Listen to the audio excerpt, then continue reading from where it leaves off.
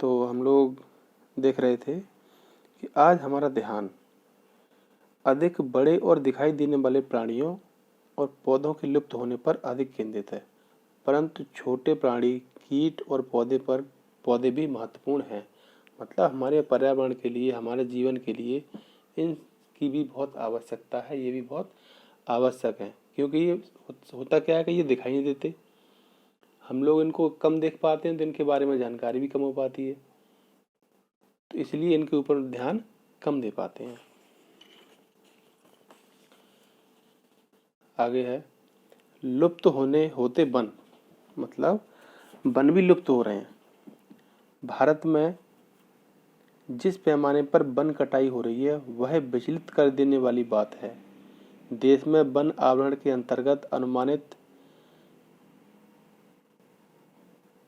79.82 million hectare क्षेत्रफल है। यह देश के कुल भौगोलिक क्षेत्र का 24.16% हिस्सा है।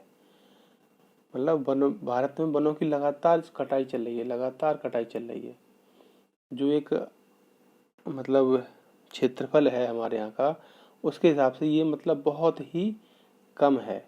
उसमें भी क्या है, सघन वन 12.2%, खुला one 9.14%, mangrove 0.14%। State of forest report 2015 के अनुसार, मतलब स्टेट ऑफ फॉरेस्ट रिपोर्ट एक संस्था है, तो वो अपनी रिपोर्ट देती है हर 1 साल बाद 2 साल बाद वनों के संबंध में। तो उसने 2015 में रिपोर्ट दी है, उसके अनुसार वनों का मतलब ये स्थिति है हमारे देश में के अनुसार। वर्ष 2013 के सघन वनों के क्षेत्र में 3775 वर्ग किलोमीटर की वृद्धि हुई है, परंतु वन क्षेत्र में यह वृद्धि वन संरक्षण उपायों, प्रबंध की भागीदारी तथा वृक्षारोपण से हुई है। मतलब ये जो स्थिति 2015 में है, इसमें क्या है, 2013 की रिपोर्ट आई होगी, उसके बाद 2015 की आई है ये, तो 2013 के अनुसार इसमें इतने प्रतिशत की वृद्धि, इतने वर्ग किलोमीटर की वृद्धि हुई है। वो वृद्धि हुई है, हम लोग अब क्या है, देख मतलब थोड़ा जागरूकता ही चल रही है कि पेड़ों को लगाओ, उनका संरक्षण करो, है ना, इस वजह से।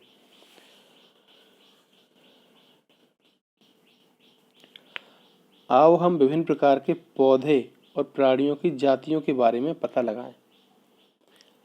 अंतर्राष्ट्रीय प्राकृतिक संरक्षण और प्राकृतिक संसाधन संरक्षण संघ IUCN यह एक संस्था है।